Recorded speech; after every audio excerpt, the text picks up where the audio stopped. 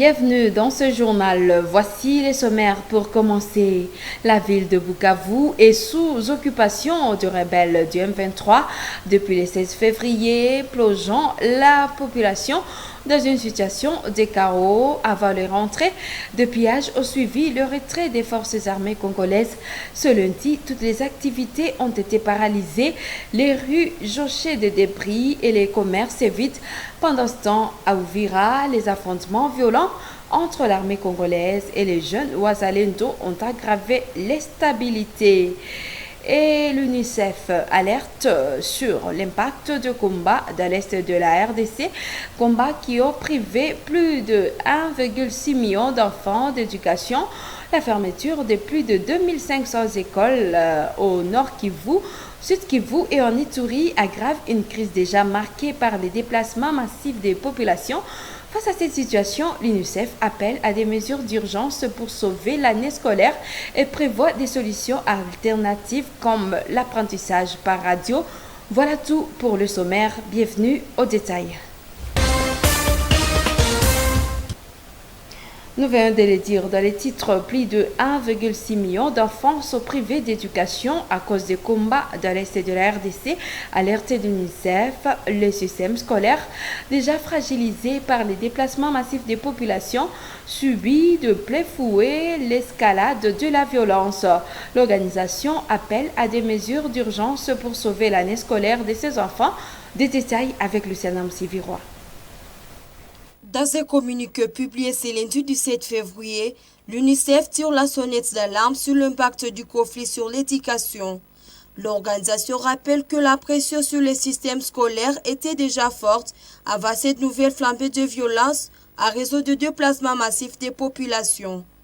Aujourd'hui, plus de 6,5 millions de personnes ont fui leur foyer, dont 2,6 millions d'enfants. Rien que dans les provinces du Nord Kivu et du Sud Kivu, plus de 2500 écoles ont fermé depuis le début de l'année. Le nombre d'enfants déscolarisés a doublé en quelques mois, atteignant près de 800 000 en incluant la province de l'Ituri. Ce chiffre dépasse 1,6 million. Une situation alarmante. La situation est catastrophique pour ces enfants. L'éducation leur permet de retrouver une certaine stabilité et d'envisager un avenir malgré le conflit, déclare Jean-François Baz, représentant par intérim de l'UNICEF à RDC. À Goma, les écoles ont réouvert le 10 février, mais la plupart des élèves ne sont pas retournés en classe. Les sécurités persistantes inquiètent les parents qui hésitent à envoyer leurs enfants. Pour pallier cette crise, l'UNICEF prévoit de mettre en place des programmes d'apprentissage par radio et de cours accélérés afin d'atteindre les enfants les plus vulnérables. L'organisation exhorte également toutes les parties au conflit à respecter les écoles et à respecter leur utilisation à des fins militaires. Un autre élément des titres, les rebelles du M23 occupent la ville de Bukavu depuis ce dimanche 16 février avant les rentrées. Un climat de panique régnait déjà en ville à cause des pillages qui ont suivi le retrait des forces armées congolaises et FARDC. Plusieurs habitants appellent le gouvernement à prendre des mesures urgentes pour restaurer la sécurité. Clémence Nengo pour le point. Ce lundi matin, Bukavu affiche un visage d'une journée ville morte. Toutes les activités sont paralysées. Les rues sont jossées de déchets et d'objets abandonnés lors des pillages. De nombreuses boutiques et magasins ont été vidés de leur contenu. Leurs portes béantes témoignent de la violence des événements. Pourtant, quelques habitants commencent à sortir du quartier Carrefour à la place de l'Indépendance, en passant par Nyawera et Ngouba. Des personnes marchent prudemment, observent les dégâts. La situation est la même dans plusieurs coins de la ville, nous explique un habitant sur la place qui requiert l'anonymat. Il appelle le gouvernement à prendre la situation sécuritaire comme une priorité. La situation, elle est toujours des terreurs, c'est de la guerre. La population est dans la maison, donc chacun est chez lui, il ne sort pas, on n'est pas en train de sortir, il n'y a pas de mouvement. Et donc la situation n'est pas bonne parce que on sait aussi qu'à part le fait que la population ne quitte pas des maisons, On sait qu'on a incendié le marché une grande partie du marché de Kadutu, où les dépôts des commerçants ont été incendiés. On sait qu'on a pillé des grands magasins dans la ville. On sait qu'on a brûlé vifs des jeunes garçons au rond-point Fer Rouge parce qu'ils ont été suspectés de gens qui ont participé au pillage des magasins et tout.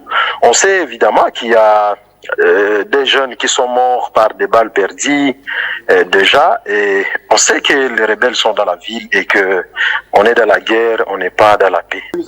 Non, mais nous on pense que serait plus stratégique et en faveur des rebelles, et que nous, la population, on encourage le FARDC à se battre. Or, l'état de nuire qu'on aura la paix et non dans des replis stratégiques. Alors, avez-vous un message en particulier à adresser aux autorités congolaises? Aux autorités congolaises à faire la question de la guerre, de la sécurité de l'Est leur priorité.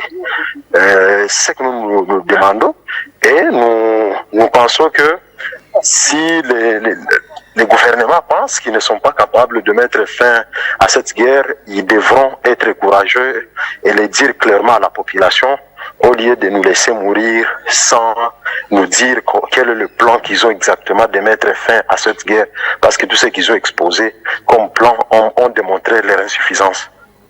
Pendant ces temps, la situation reste tendue dans la province. À Uvira, des échanges de tirs nourris ont éclaté dimanche au port de Kalundu. Des affrontements violents ont opposé les FARDC aux jeunes combattants dits Wazalendo qui auraient tenté d'empêcher un repli stratégique de l'armée selon plusieurs sources.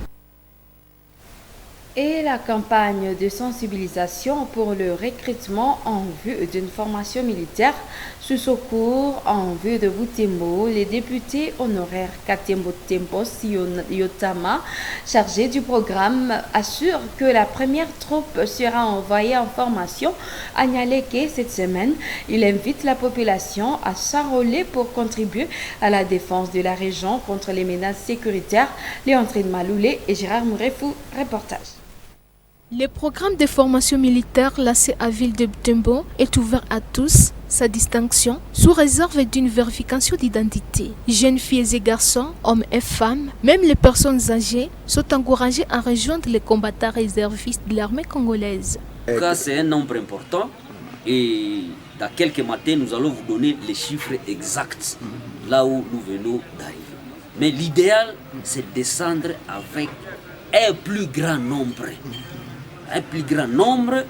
de jeunes, de papas, parce que nous voyons même des papas qui se disent, malgré que j'ai plus de 60 ans, je viens combattre, nous avons suffisamment souffert et que nous devons combattre pour protéger notre région.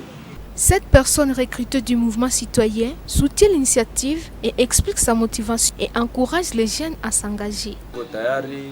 Kwa sasa tushajiandikisha na tuko nachunga muda wa kwenda kusandre de formation, na kwa hiyo wakati tuko hapa tuko nachungulia wengine wakuje kusudi tuende. Nisukuma kwanja iko hali ya inji, hizi inji kuna tupeleka inji na tupeleka. Un autre nouveau recruté, M. Ma, témoigne de l'importance de cette formation. Selon lui, elle permettra aux jeunes d'acquérir les compétences nécessaires pour manier les armes et de défendre les territoires contre l'ennemi, comme l'a encouragé le président Félix Tshisekedi dans son appel au Wazalendo. Mtu mwenye amefanya mafunzo lazima tuziandikishe ili tuweze kana si kama tutapika adui namna gani.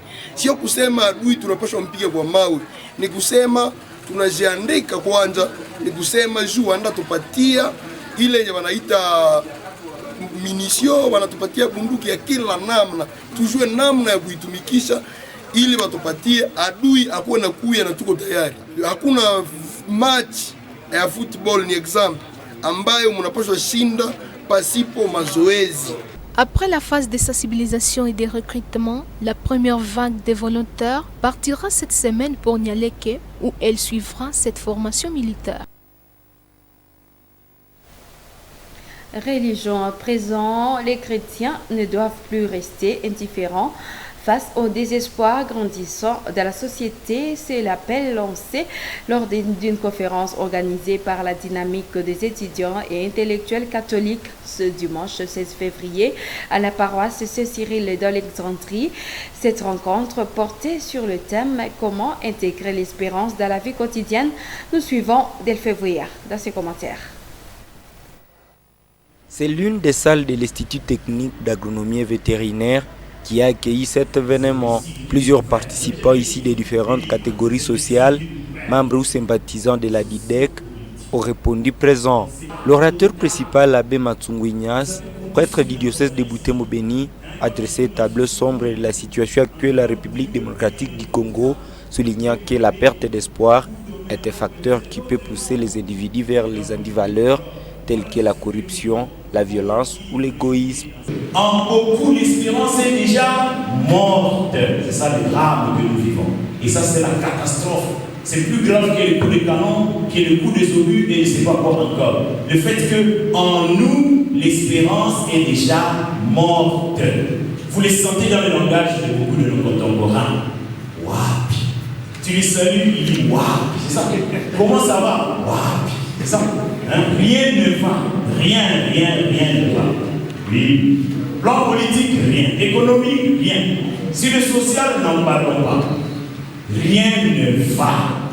Pour prévenir cette dérive, l'abbé Matsungu a proposé plusieurs pistes pour bâtir un monde de paix et de solidarité. Parmi ses recommandations, il a insisté sur les souhaits mutuels du bien-être des personnes, l'annonce de l'évangile comme message d'espérance, la conversation personnelle, signe d'un engagement pour un avenir meilleur. Il faut fréquenter le sacrement de la réconciliation.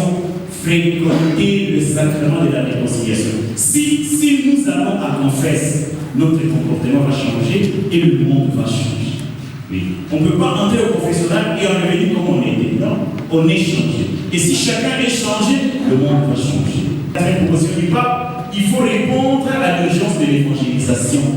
Répondre à l'urgence de l'évangélisation. Malheur à moi si je n'annonce pas l'évangile.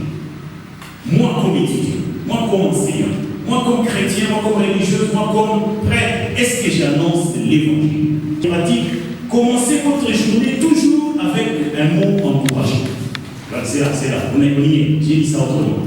C'est là, un mot d'espérance. Voilà. Toujours commencez votre journée par quelque chose de positif. Il y en a qui, en se réveillant, déjà ce sont des insultes. En se réveillant, ce sont des injures. En se réveillant, ce sont des lamentations. Non. Pour être vraiment capable d'affronter la situation telle qu'elle est, parce qu'elle est difficile, il faut être positif. Le conférencier a également rappelé que l'année jubilaire 2025 est placée sous les signes de l'espérance, conformément à l'initiative du pape François. Ce dernier, à travers son manuel intitulé Spes non confundit, une expression latine signifiant « l'espérance ne déçoit jamais », invite les fidèles à renouveler leur foi et à devenir les témoins d'espérance dans leur communauté. Cet événement s'inscrit dans une série d'actions initiées par la DIDEC pour renforcer la solidarité chrétienne et encourager l'engagement social face aux défis actuels. Religion encore, la solennité de 7 saints fondateurs de l'ordre des Servites de Marie a été célébrée ce lundi 17 février. Une messe a été organisée à la procure de Sœurs Servites de Marie en présence de frères, des sœurs et de fidèles laïcs. L'évêque de Butembo-Beni, Monseigneur Sikuli Paluku Melkisedek, a présidé la célébration de l'après-midi. Reportage Gérard Mrefou. Chaque année, le 17 février, le prêtre et les sœurs de cet ordre religieux honorent leurs saints fondateurs. Cette année, la célébration a réuni les religieux et les fidèles dévoués à la Vierge Marie autour de l'évêque de Butembo-Beni.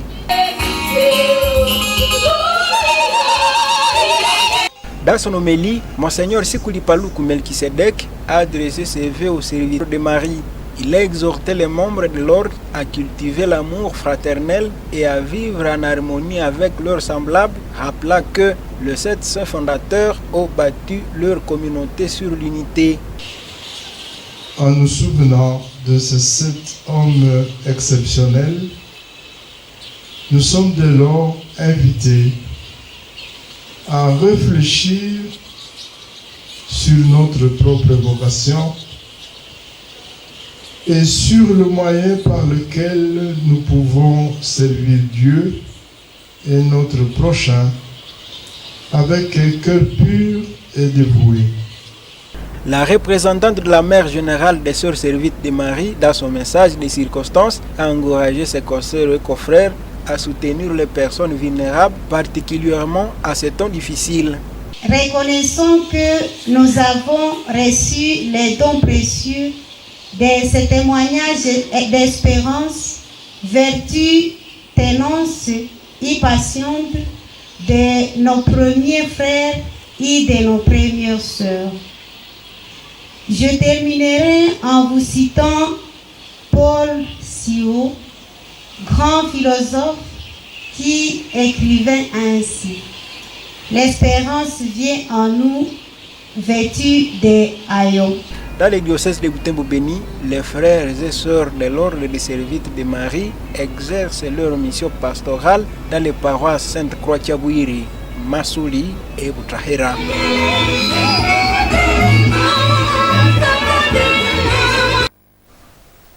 Autre chose, les éleveurs, des rongeurs et les vendeurs de fourrage sont invités à diversifier régulièrement l'alimentation de ces animaux pour garantir leur bonne santé. C'est le conseil donné par Emmanuel Kipourou, alias Lapin, un éleveur expérimenté lors d'une émission diffusée sur Moto TV.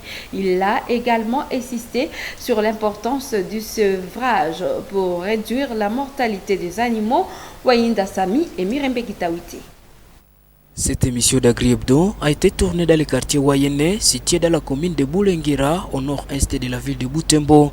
Consacrée à l'élevage de rongeurs, notamment des cobayes et de lapins, elle a permis à Emmanuel Kipourou d'expliquer comment protéger ces animaux contre les maladies et améliorer leurs conditions d'élevage.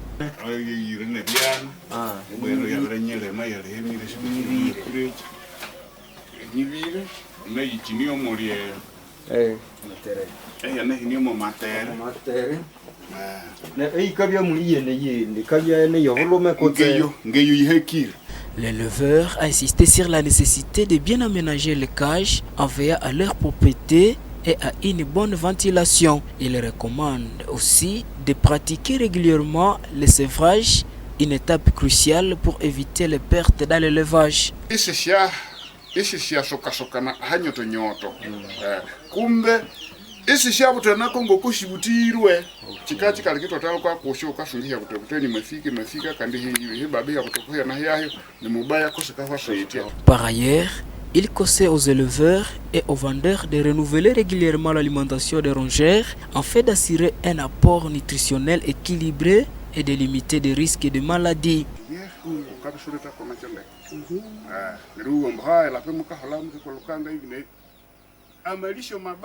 Ce suivi doit contenir 4 choses: le courage, la souplesse, la volonté et la permanence. 2. Il faut du sevrage et plus d'espace. 3. Quand le suivi est faible, il y a des cas de mort. La mauvaise alimentation aussi et le manque de propreté. Donc, il faut varier aussi l'alimentation.